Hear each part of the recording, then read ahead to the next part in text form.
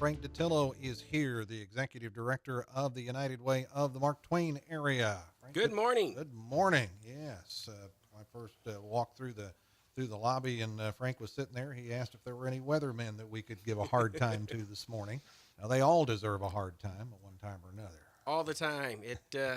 Putting that threat out there for us for today. Shame on them. That's right. Well, so far so good. We'll see what happens, but definitely so far so good. Would more than describe the campaign to this point.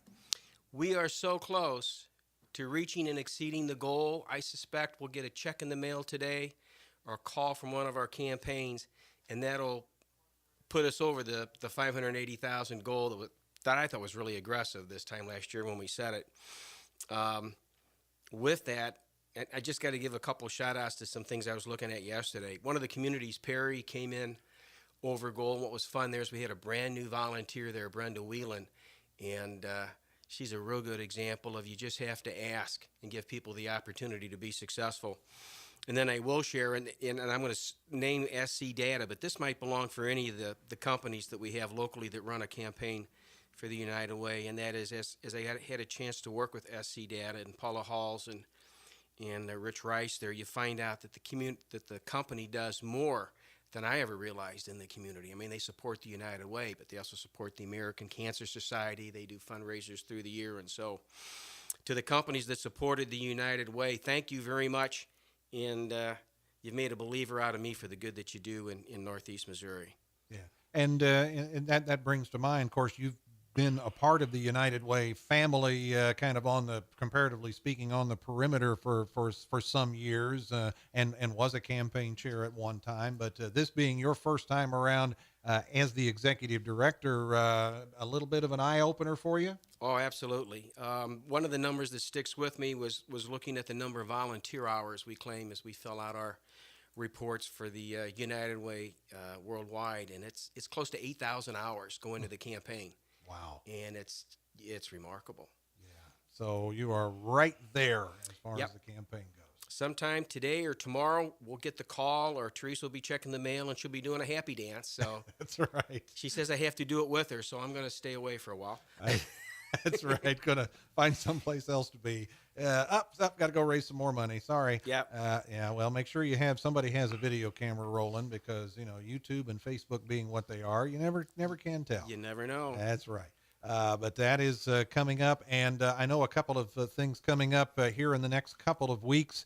I think the last time you were here, we talked about the overlap, the campaign overlapping with the allocation process for the next year, and that is the case here in the next couple of weeks. That's right. February 11th, which would be a week from today, next Wednesday, we're having an all-agency meeting at the United Way office, and we will begin the allocation process for the next campaign at that time.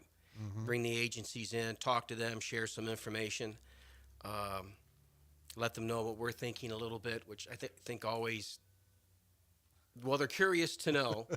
And part of the fun of that will be that Andy Dorian, next year's campaign chair, has a really good idea for the campaign kickoff. And I think he's going to let me share it with him at that time. And we're hoping to bring in more of the community than just the United Way for the kickoff. Should really work. There you go. The next big date would be February 18th. That's our annual luncheon. It's a celebration, and it's nice to be able to sit here today and tell you that I already know that we'll be celebrating. So that's right. Should be a good time. Yeah, not only getting to the goal, but going through the goal. Going through it. Yes. And we will be there. And that's 2 weeks from today. The folks need to be in mind of that as far as the annual meeting is concerned, and that'll be a lunch meeting. Lunch meeting at the Quality Inn and Suites. I believe the RSVPs are due the 19th for the luncheon, and we'll have catfish, roast beef to eat. Should be a good meal. The only difficult part I'm having with that is putting together the annual report.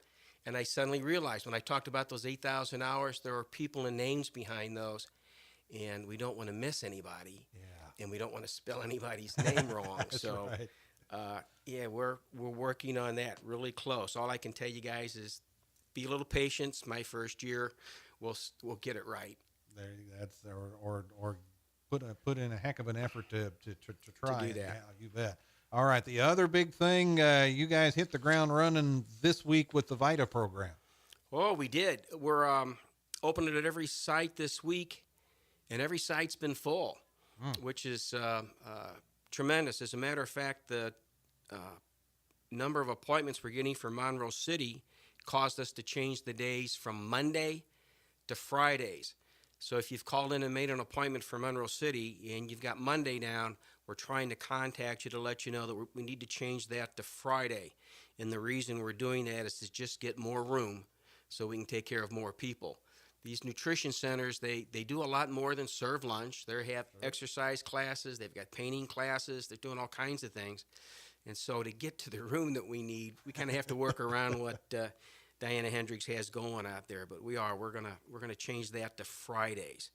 As a matter of fact, we're so busy in Douglas today. It's our first day at Douglas that when I leave here, I'm gonna go do taxes in Douglas, which will be an act of bravery on their part because I think they're going to let me touch the computers, which is always special. Oh yeah, that's always fun. Absolutely, yeah. Well, you've been a part of the Vita program before. You've done that. That's correct. That's why I know it's an act of bravery on their part. Let me touch the computers. That's right. We also set up two what we're calling Super Saturdays because of the phone calls we're getting, and we understand people work during the day, time off to come in. So February 21st.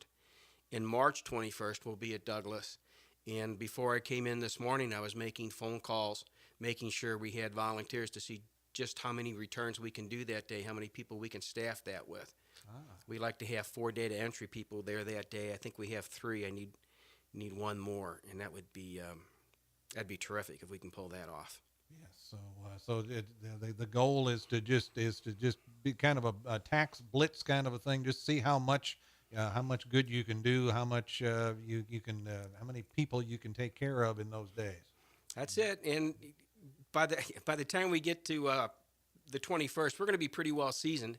Oh yeah. We haven't had any questions come up so far that we couldn't handle, so we know what we're doing. We're pretty sure. I will remind people though that these are relatively simple returns. They're the straightforward returns.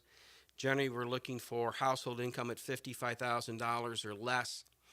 And the way to make an appointment to get in there and get the free tax return is to call the Douglas Community Services at 221-3892 and ask for extension 247. You'll talk to Stacy probably. She's very good. She's also certified in the program, and she'll talk to you about the things you need to bring for the tax return, and she'll talk about your situation because it's not the same for everybody. I mean, almost everybody's going to have a W-2 form or perhaps Social Security form, different types of 1099s, something to set up a direct deposit. It's quicker on the refund. She's also talking to them about things necessary for the Affordable Care Act. That's turned out to be relatively straightforward. We've done some communication with Sandy Coswell and Jim Myers, who've put on some seminars at FACT, and I know they've been here. Yes. So we're pretty confident that we understand what we can and cannot do there for people. So and the thing to keep in mind, as we've talked about before, no matter where it is that you would like to have that tax return done, no matter which place, you still need to call. There's one place to call to make your appointment. Correct. Yes, it's the 221-3892 extension 247 number. They're even taking appointments for the office in Lewis County in NECAC, which is our office furthest away from here. I was out there yesterday. It's kind of fun. They're in a building that I believe is over 150 years old. Wow. They were telling me about the history of it, and I suddenly realized that that's older than our tax code. And then I thought it's probably in better shape than our tax code. Yeah, well, that's a whole other discussion. Yeah. But the thing to remember, the campaign going well. Campaign just right today will probably put you guys over the top for that, and so the annual meeting on the 18th will be a celebration. And if the folks want more information about the campaign, about the Vita program, any of the goings on with the United Way, what's the best way to get that? Best way is to call my office, 221-2761, and just ask for Frank. If I'm there, I'll be glad to talk to you. If not, we can take a message. I'll call back. As a matter of fact, I had a series of phone calls to make last night, and I tell you what, Harold, for the last hour or so, I just returned calls, talked to people, had a terrific time. It was a great way to end the day. Oh, absolutely. Yeah.